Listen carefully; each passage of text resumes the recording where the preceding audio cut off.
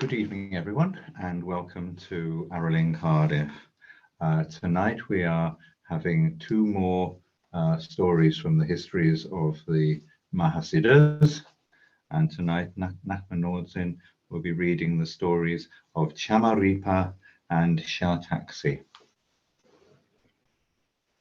So these stories come from the Tema lineage of Jomo Pema ö-Dzin, who was the mother of Kyungchen Aro Ling Ma. I need it bigger than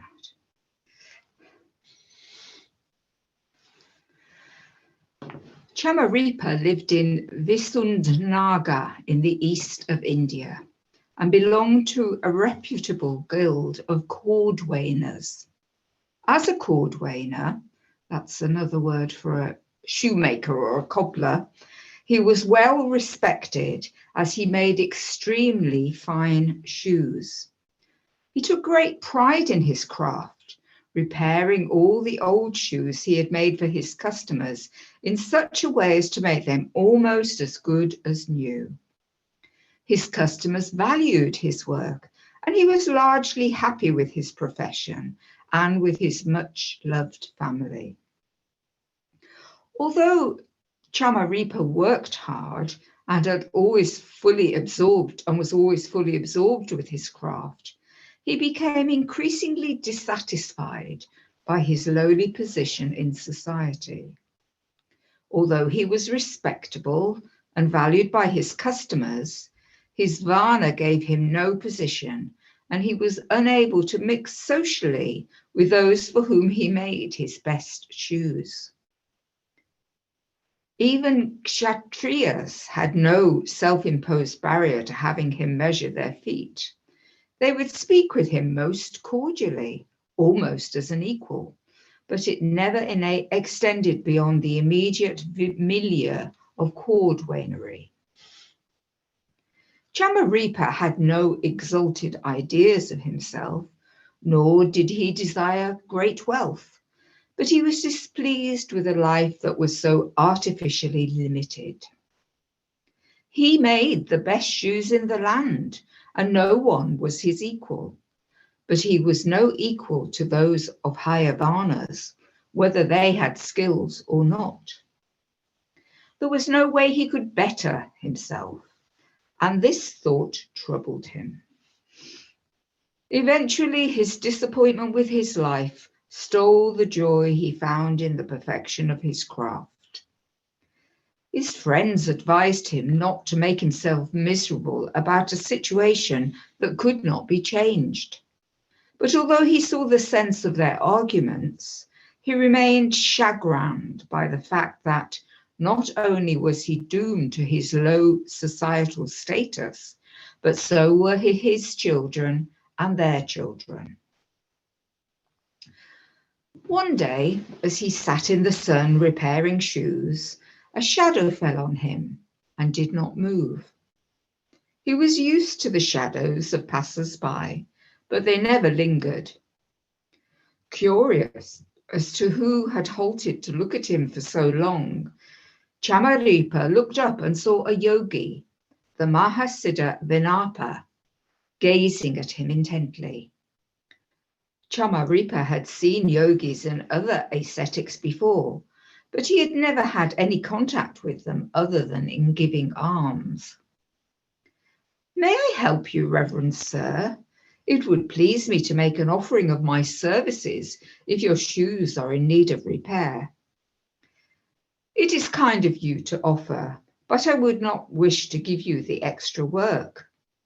"It is no difficulty for me," replied Chamaripa, "but it would be for me. You see, I perceive that you have lost heart in your work, and because of that, the joy of wearing shoes you had skillfully repaired would be lessened." Chamaripa was surprised that the yogi knew his mind, and looking a little startled, replied, "How do you know this of me?" "I know it from your face as you work. I can see that you have great skill, and that you still give full attention to every detail. but there is no pleasure in what you do. Yes, replied Chamaripa, that is my situation. You have read it exactly. I am a craftsman, but I am a Shudra rather than a Vaishya, and my children can rise no higher than my wife and myself. I would wish a better life for them, but it is beyond all possibility. That is why I am no longer happy in my craft. Ah, responded Vinapa with a look of consternation. I see that you are not possessed of the best information concerning status. Really? Chamaripa replied with some surprise. Really? You see, you have probably been told that status is created by society and religion. Yes, that is true. So tell me, what is the real nature of status, if it is not that which is ordained by society and religion? The real nature of status, smiled Vinapa, is beyond both society and codified religion. Really? Chamaripa replied with even greater surprise. Really, replied Vinapa. Shakyamuni Buddha did not teach the system of the Varnas, and he spoke against it. There may be those whose addiction to mundane status has led them to maintain the Tirtika system of Varnas, but they cannot authentically describe themselves as adherents of Shakyamuni Buddha's teaching. I did not know this, Venerable Sir. Can you explain how I should understand my situation in the world? Certainly, my good fellow. Firstly, I should tell you that I was a Kshatriya by birth, but I became a Harijan when I took instructions in music from Mahasiddha Baruni, so the Subtaha playing whore. I was prosperous as a teacher of the Vinaya, but when Mahasiddha Baruni paid me an unexpected visit at the end of an evening's music lesson, most of my clientele abandoned me, and I was thenceforth shunned in the town. But was this not a tragedy? Gasped Chamaripa. No, dear fellow, not in the slightest way. It merely destroyed the last vestiges of my status-clinging neurosis. At the moment I was abandoned and shunned, I became liberated from the need to comply with stupidity. I was free to wander and to play my veena wherever I wished. Of course, now I have the status of a holy man, and so no one questions my Varna. A holy man, you see, belongs to no Varna and yet is not a Harijan. Those who abandon the world of limited appearances rise above all Varnas and gain the respect of all simply through being alive. Status, you see, can only arise from realization. The highest status is the primordial state, and that is the birthright of everyone. It is not given by birth, as Varnas are given by birth. It can only be given by the birth of awareness. Chamaripa had never heard such things before. He knew that siddhas existed and that they possessed profound realization, but he had never imagined that he would understand a teaching if he should hear one. You must be a Mahasiddha to speak as you do. How have I deserved such good fortune? Cried Chamaripa with delight. Well, Baruni, the Subtaha playing whore, is a Mahasiddha, but I am simply a Buddhist yogi. I have tasted the non-dual state, but I am deserving of no grand titles. Then, as you have tasted the non-dual state, how may I come to give birth to this awareness? How may I realize the primordial state? You must practice Dharma. Yes, sighed Chamaripa, but how can I do that when I am a cordwainer? I must support my family. I cannot leave my family and become a monk or wander homeless as a yogi. My wife and children would suffer terribly if I did not continue in my craft. Vinapa considered Chamaripa for some moments and said, Dharma is not the religion of society. Dharma is uncreated and accords to no fixed form. To become a monk or a wandering yogi are outer forms. Anyone can dress like a monk and give the appearance of living like a monk, and anyone can dress like a yogi and give the appearance of living like a yogi, but these appearances are not necessarily Dharma.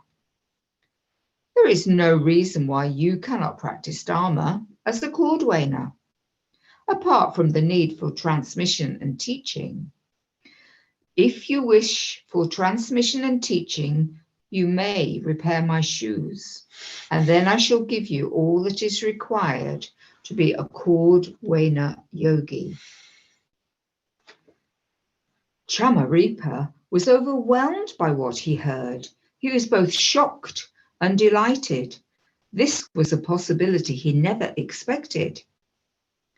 Whatever your varna, continued Vinapa, to become a tantrika means that you no longer belong to the varnas of samsara, and the children of a yogi are free to be what they wish to be. Then please be seated, Reverend Sir, smiled Chamaripa, knowing the first real pleasure he had experienced for a year. And it shall be my pleasure to repair your shoes and make them better than they have ever been. Vinapa sat down, removed his shoes, and watched Chamaripa work. But as he did so, he explained, the yogi cordwainer must mold the leather of preconception, of misperception and addiction to concepts, around the empty last of non-dual wisdom and method. The yogi cordwainer must take the all of empty insight and sew with the thread of existence and non-existence the 8 worldly dharmas into the seamless fabric of completion. By this means, the yogi cordwainer repairs the division of emptiness and form and brings into being the shoes of the 3 spheres of being. When the repair was completed, the teaching and transmission were completed, and Vinapa said, now I shall repay you for your skill with an offering of my skill. He then opened the large bag that he carried and took out his veena and commenced to play. Chamaripa, already being in a heightened state of awareness, heard Vinapa's music as simply a further dimension of transmission. But others who heard the music gradually thronged the thoroughfare until there was no room to move. Vinapa played for an hour before packing away his veena. The local people begged him to stay, but he replied, there is only room for one siddha in this town, and he is your cordwainer. Treat him with friendship and respect, and your lives will prosper. Ill-use him, and misery will attend you. Then Vinapa left, never to be seen again in that land. Chamaripa continued to practice as he had been instructed. He regained the happiness of his youth and the joyful pride of his craft. As he continued to practice, each pair of shoes or slippers he made became an expression of Vinapa's teaching, and those who wore them began to gain a sense of well-being that they had not felt before. At first, they did not attribute their well-being to Chamaripa's shoes, but they found that when they wore the gold inlay shoes and slippers they wore at court, the same sense of well-being was lost. After 12 years, those who wore Chamaripa's shoes and slippers found that they recovered from illnesses. And within a short time, it became public knowledge that Chamaripa was a Siddha whose shoes bestowed health and vitality. The Raja offered Chamaripa a place in his palace to make shoes exclusively for his family. But Chamaripa replied, "My shoes are for everyone. Although I respect you as the Raja of this land, I cannot make them only for you, as this would be to disobey the teaching of my Vajra master, Mahasiddhas Chamaripa. He told me that I must make shoes for anyone who comes to me wishing for footwear." "This I understand," replied the Raja, "and would not be more comfortable, but would you not be more comfortable in superior living conditions?"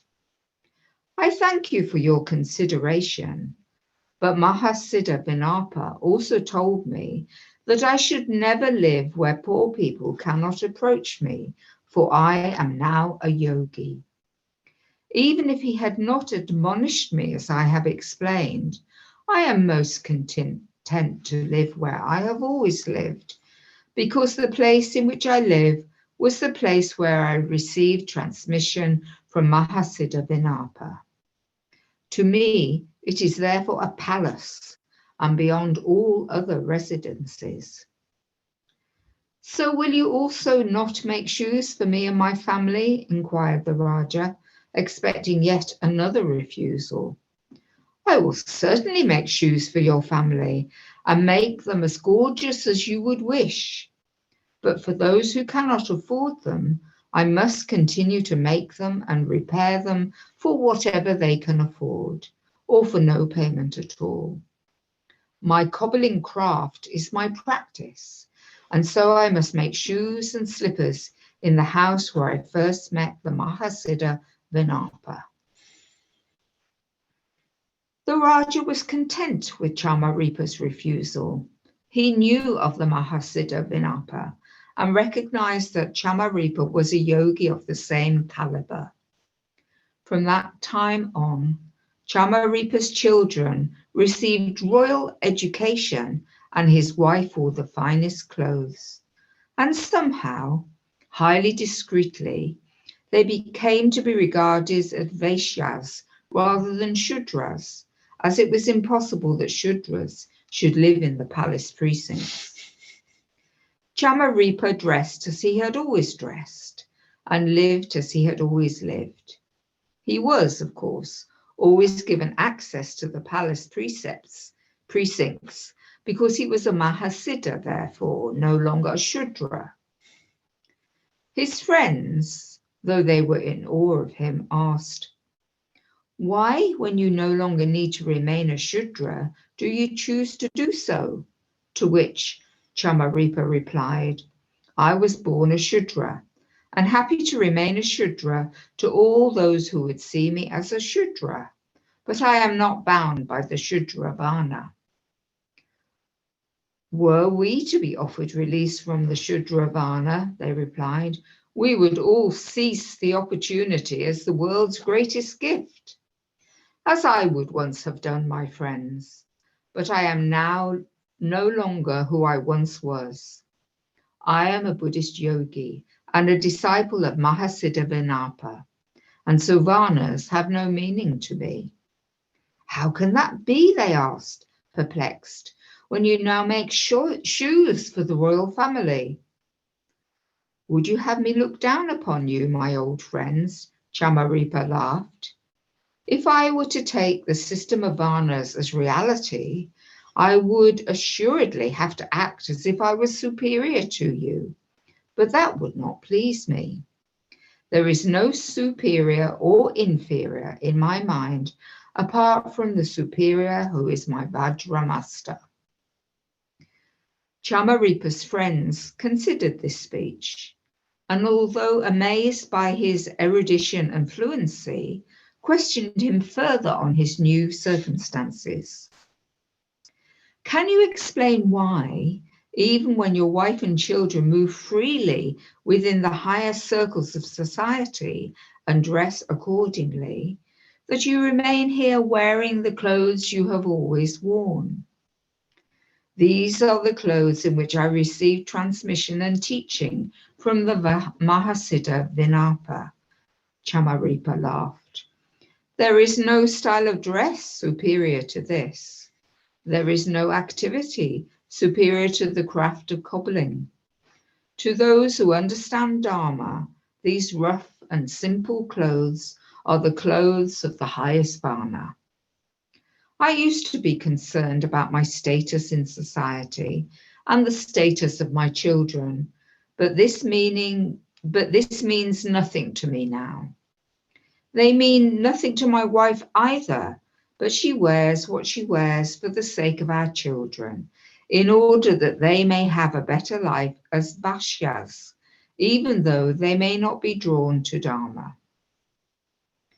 All those who were sick or dispirited came to Chamaripa to be rid of the sickness or malaise, and those who wished for realization came to receive instruction. Chamaripa was known for teachings that employed the imagery of his craft and gave pointing out instructions with the question, why cover the land with leather when you could wear sandals? Meaning, why attempt to understand reality by studying everything when you could know everything there is to know through single pointed absorption?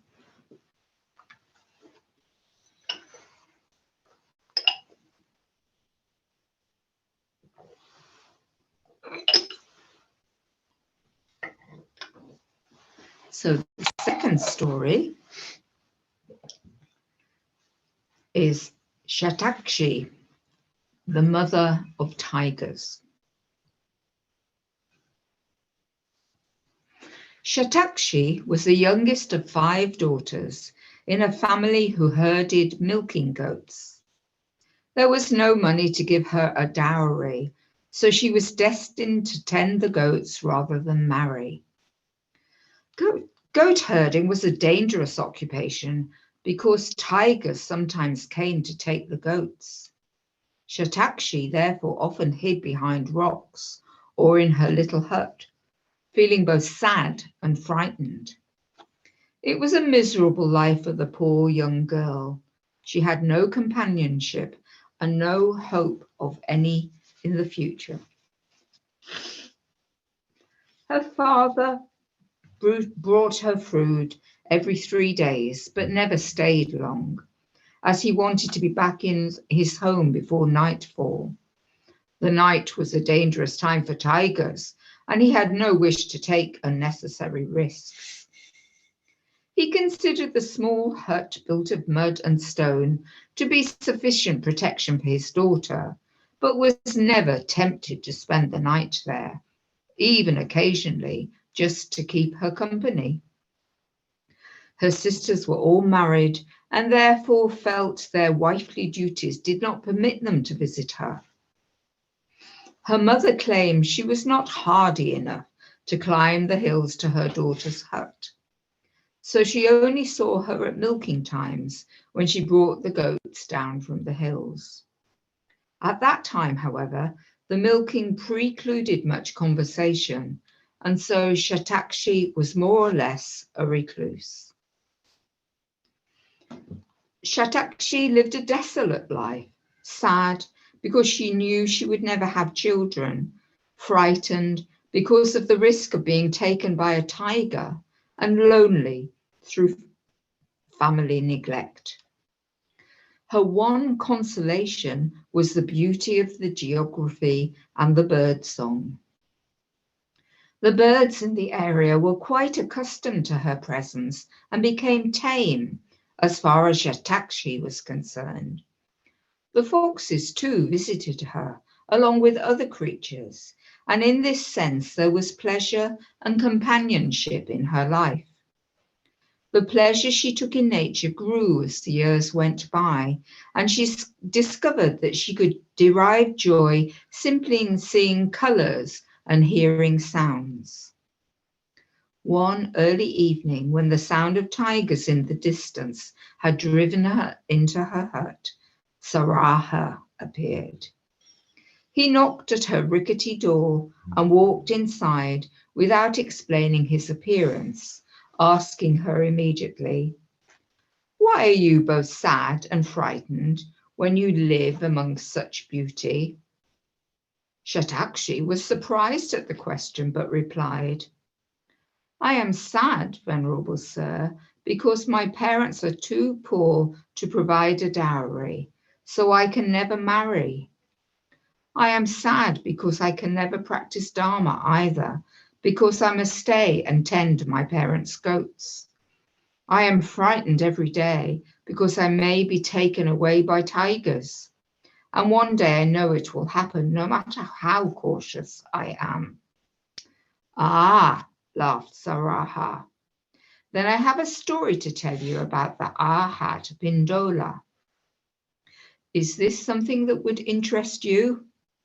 "I am interested, Venerable Sir, in anything that might shed light of Dharma." "Then I shall relate an account of him. Pindola was a soldier, a general, but because of his devotion to Buddha Shakyamuni, he retired from military life and became a practitioner. Pindola went to live in a mountain hermitage with other practitioners, but found them all to be afraid of the tiger that howled every day. It was not as calm as he could be wished for a hermitage, but as it was merely the sound of the tiger, Pindola was not unduly perturbed. He spent his days in meditation or occupied with the simple tasks required of him by the hermitage. He proved to be an excellent sacristan, as his military background made him punctilious concerning cleanliness and order. The hermitage was never quite as neat and tidy as when it was his turn to clean and sweep. All seemed well, but one day the huge howling tiger appeared at the gates of the hermitage. This terrified the other hermits and caused the visiting laity to flee for their lives. Pindola was also frightened at first. "Of course he was," laughed Saraha. "He'd been a general and was brave, but he was also not a fool. Only a fool would not feel fear concerning tigers. Anyhow, Pindola sat with the problem, and having dwelt on it for a while, began to wonder whether the huge howling tiger might not be ferocious by nature, but rather that it might merely be driven to ferocity by hunger. It also seemed that no one else was prepared to deal with the situation. The other hermits had barricaded themselves into their rooms and would not come out. So Pindola, having been a military strategist, decided that a direct frontal assault was the only answer. He decided to feed the tiger. Every day he walked calmly to the gate and left food for the tiger. Each day the tiger came back, and each day Pindola provided food, until at last the tiger became tame, as far as Pindola was concerned. Whilst this was continuing, Pindola saw to it that all the other hermits were fed. They kept to their rooms. He collected the night soil each morning. He cooked and swept alone, and generally lived as if he were in isolated retreat. The tiger no longer sought to intimidate him with its howling, because it understood that Pindola would willingly share his own food. Eventually, the tiger came to visit, even when it did not want food. It came simply because it enjoyed Pindola's company. So, in the end, they became friends, smiled Saraha, and Pindola came to be called the Arhat who tamed tigers. So that is my story. How does it sit with you? I feel much better for having heard it, even though some fear remains. That is to be expected, young lady, but yet there is a sadness that lies below your fear. Please be forthright about its cause so that I may help you. She then explained her family situation and her loneliness. How can you say you cannot practice Dharma, Saraha smiled, when you live a life much like a hermit? Shatakshi said that maybe she couldn't. How can you say you cannot practice Dharma when you appreciate the sense fields? Shatakshi said that she did not know. How can you say you cannot practice Dharma when you already have a sense of the one taste of hope and fear? Again, Shatakshi could not answer the question. How can you say you cannot practice Dharma when you live to benefit others? At this, Shatakshi answered, yes, I do live to benefit my family, but not by any great intention. It is merely how things are for me, and there is no other choice. To benefit others with no intention is more natural than to have a specific plan, because plans can always come to nothing. It is good to have no choice, because then one is not forever changing one's mind. I see every cause for happiness in your condition. These statements bewildered Shatakshi. But what of my lack of children? Saraha smiled again.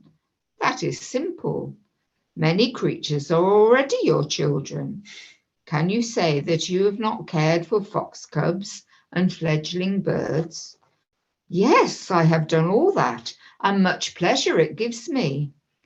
But I have given birth to none of them.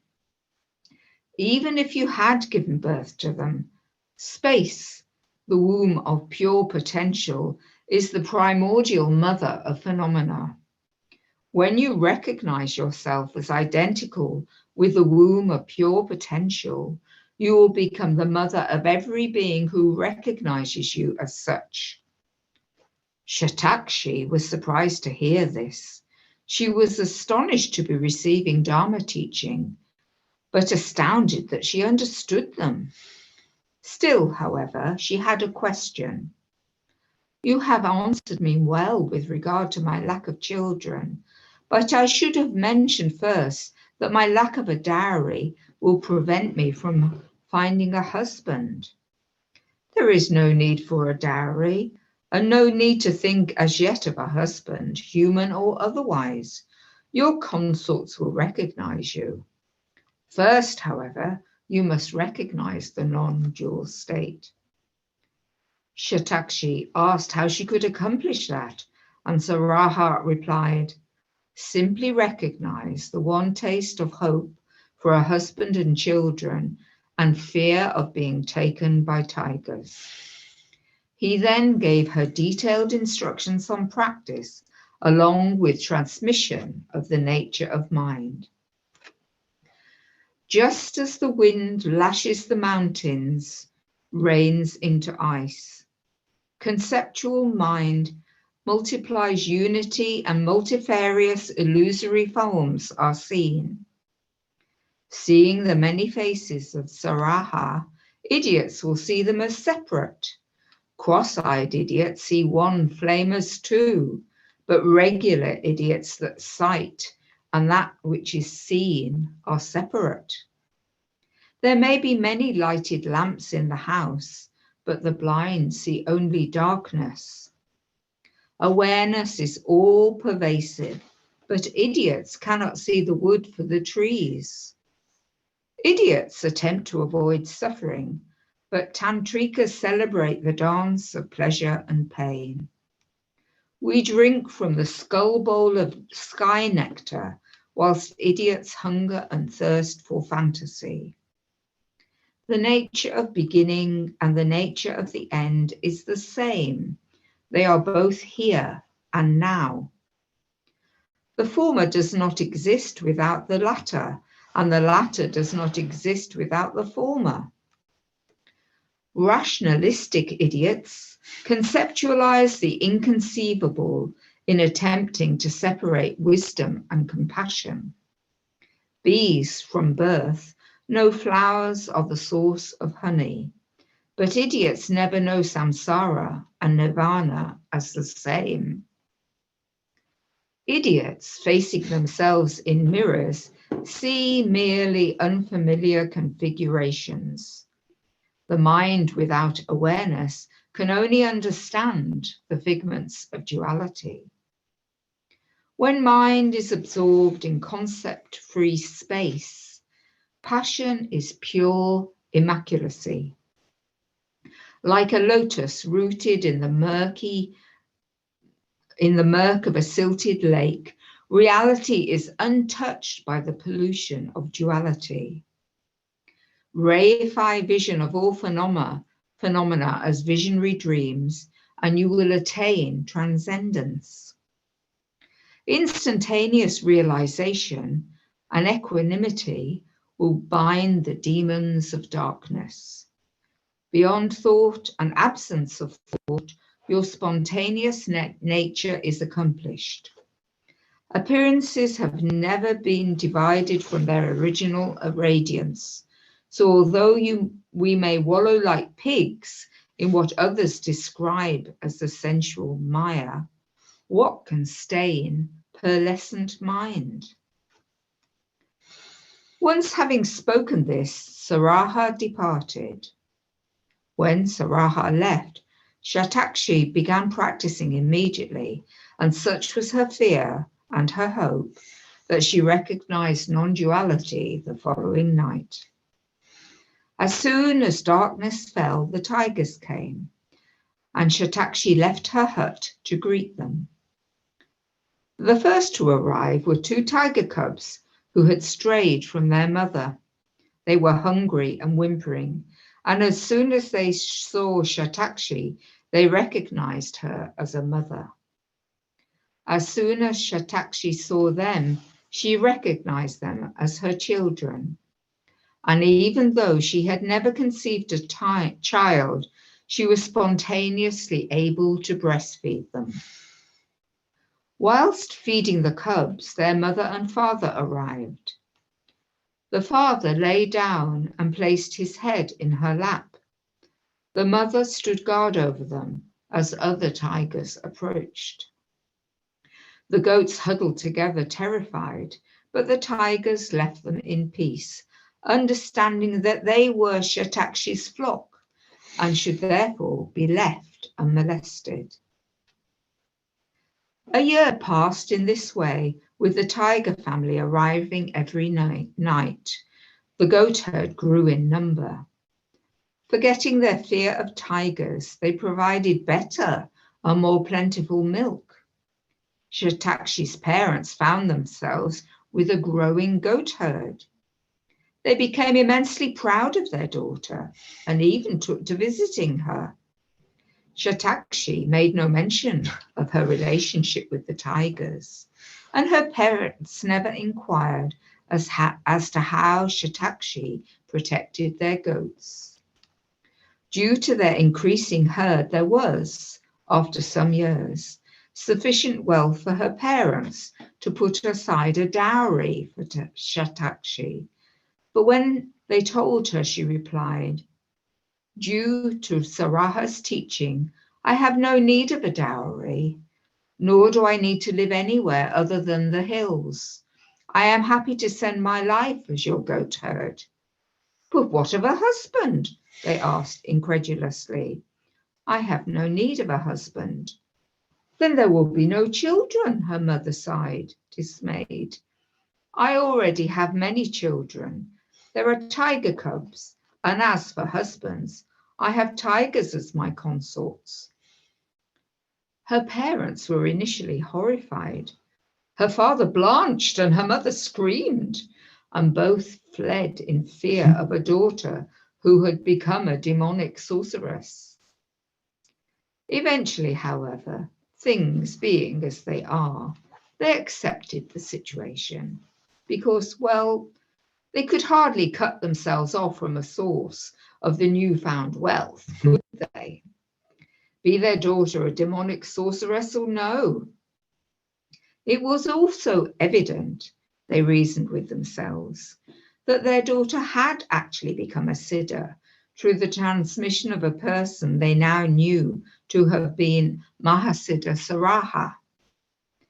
There was no pressing need to broadcast the nature of the daughter's siddhis, and as no one ever asked, they found it easy to have nothing to say on the subject.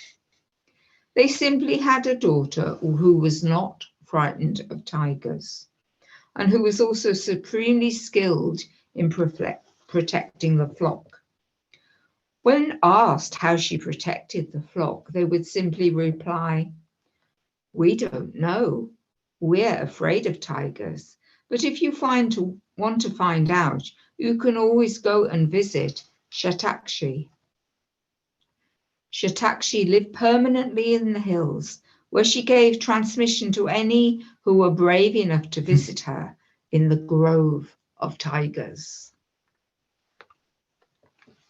Wonderful. It's lovely to hear those stories, and I like the way that the Mahasiddhas are always have the skill to show how practice is what you're already doing, just with a slight change to one's approach.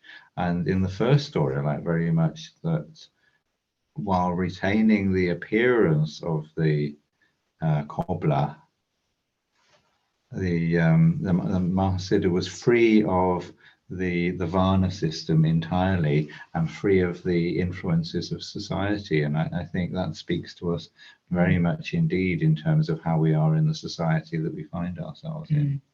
Yeah. In the second one, I like the mixture of facing fear to overcome fear. So I think we've all got quite a lot of things we're frightened of. Indeed. I think it's very good teaching.